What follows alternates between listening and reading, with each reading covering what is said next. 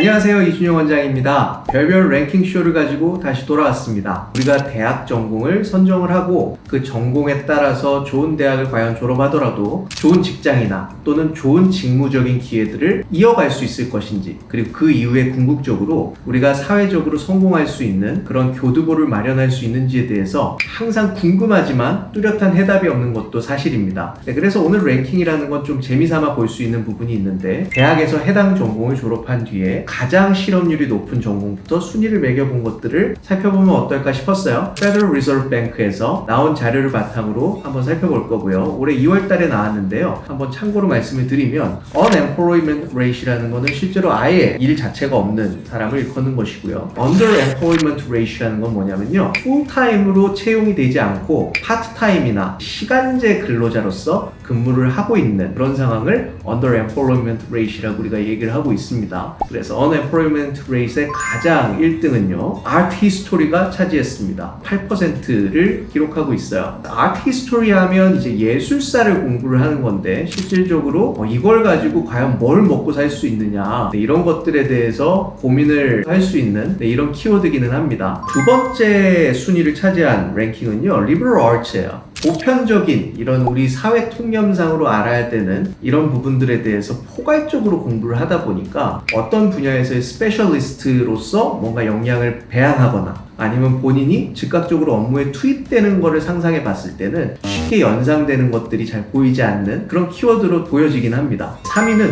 Fine Arts입니다. 역시 예술가는 배가 고프다고 했을까요? 4위로 넘어가겠습니다.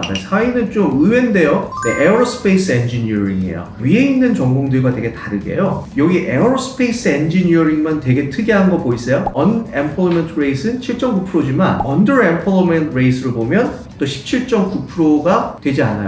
이 얘기는 양극화가 돼 있는 전공이라고 볼 수도 있겠죠. 실제로 취업이 안 되거나 아예 풀타임으로 취업이 되거나 결국 둘 중에 하나이기 때문에 이런 모양의 그래프가 나오는 걸로 추정을 해볼 수가 있을 것 같아요. 다섯 번째의 내용을 보면 History 있고요. 앞에 있는 내용과 거의 유사하죠. 그 다음 순서가 이제 English Language가 있습니다. 제 생각에는 두 가지 측면이 되게 상존한다고 생각을 합니다. 옛날에 그런 거 기억나시는지 모르겠어요. 테솔 과정이라 그래서 내가 테솔 과정을 이수한 다음에 테솔 자격이 있으면 확실하게 이런 직업적인 안정성을 좀 보장할 수 있다, 뭐 이런 논리들이 좀 유행하면서 테솔을 너도나도 어학연수를 가서 또는 미국에 있는 대학에 가서 취득하는 붐이 일었던 적이 있었죠. 이런 식의 접근들을 했을 때는 여기 있는 지표처럼 English Language 자체가 기회를 얻기는 어려운 전공인 게 사실인 것 같긴 합니다. 이유는 이 교육 자체도 자본주의가 계속 발전하다 보면 양극화가 굉장히 심해지기 때문에도 그렇고요. 더 나아가서는 이제 미국 같은 경우는 공교육이 되게 무너졌다고 우리 표현을 많이 하잖아요. 최상급 교과 과정을 운용을 하는 교육기관에서는 이렇게 단순히 English Language만을 전공으로 했던 학사학위 취득자를 별로 선생님으로 선호하는 것 같진 않아요. 교육을 더 잘 시켜야 되는 욕구들,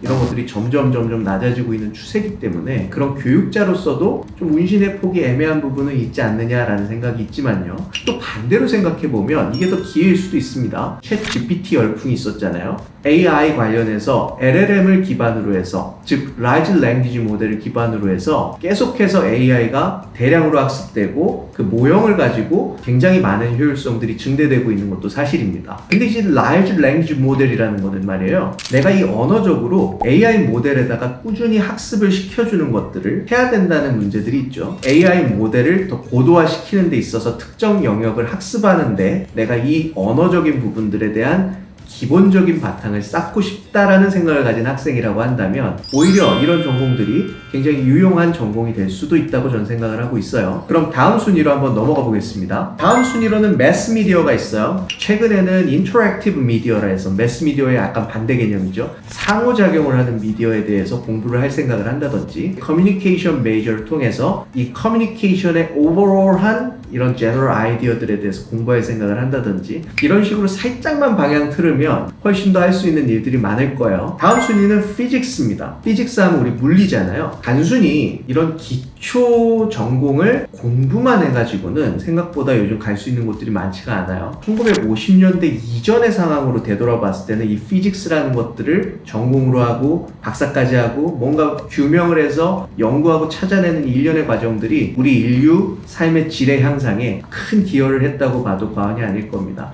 다만 요즘은요, 활용할 수 있는 기본 개념들이 나올 게 다 나온 겁니다. 물론 난제도 굉장히 많이 남아있긴 합니다만 그런 것들이 바로 우리의 삶을 바꿔주는 것들은 좀 애매하다 보니까 실제로 영리를 추구하는 기업 입장에서 이런 지표들이 나올 수밖에 없는 필연적인 상관관계들이 있지 않을까라고 저는 생각을 하고 있어요. 다음 순위로 한번 넘어가 보겠습니다. Commercial Art and Graphic Design, 앞에 있는 Fine Art, Art History 이런 거랑 되게 비슷한 거죠. 다음 한번 넘어가 볼까요?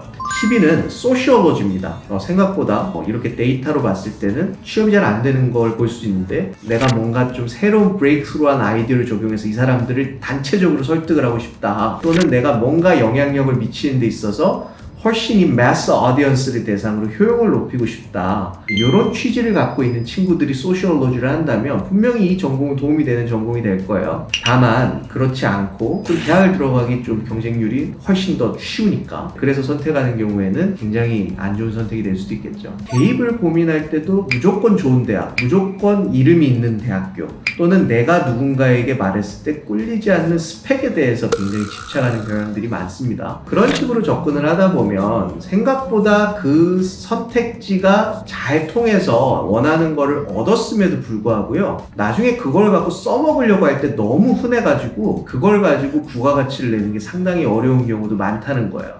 연방준비은행에서 올해 2월 달에 발표한 실업률과 해당 전공과 이런 것들을 같이 매치해서 본 데이터를 우리가 살펴봤습니다. 되게 흥미로운 것들은 한 3가지 정도를 이야기할 수 있을 것 같아요. 첫 번째는 상당수가 문과라는 거예요. 근데 저는 그 부분에 있어서 오히려 이걸 기회로 응용할 수 있다고 생각하는 사람이에요. 다른 사람들에게 내가 뭘 해줬을 때 이 사람이 훨씬 더 만족할 수 있는 대상에 대해서 고민해보면 생각보다 이런 많은 기회들이 있다는 걸 깨우치게 되는 것 같아요. 실질적으로 이 상황에서 사람들이 잘 안 보는 이 영역이 있는데 이걸 이렇게 풀면 다른 사람들이 손대지 않았으니까 내가 더 대박날 것 같아. 생각 전환만 해도 상당히 많은 부분이 대박날 수 있는 부분이 많다는 것이죠. 네, 그리고 두 번째는요, 사회의 변화에 맞춰서 불필요해진 경우도 생각보다 많은 것 같아요. 사진이 발명되기 전에는 이 초상화를 전담해서 그리는 정말 훌륭한 화가들, 이런 화가들에 대한 정말 많은 수요들이 있었을 거예요. 근데 우리가 기술들이 발전함에 따라서 더 이상 그렇게 실용적인 영역에서는 필요가 없게 되고 취업에 관해서는 좀 이런 상관관계들이 있지 않았나 볼 수가 있는 것이죠. 그럼에도 불구하고요, 그런 심미적인 아름다움,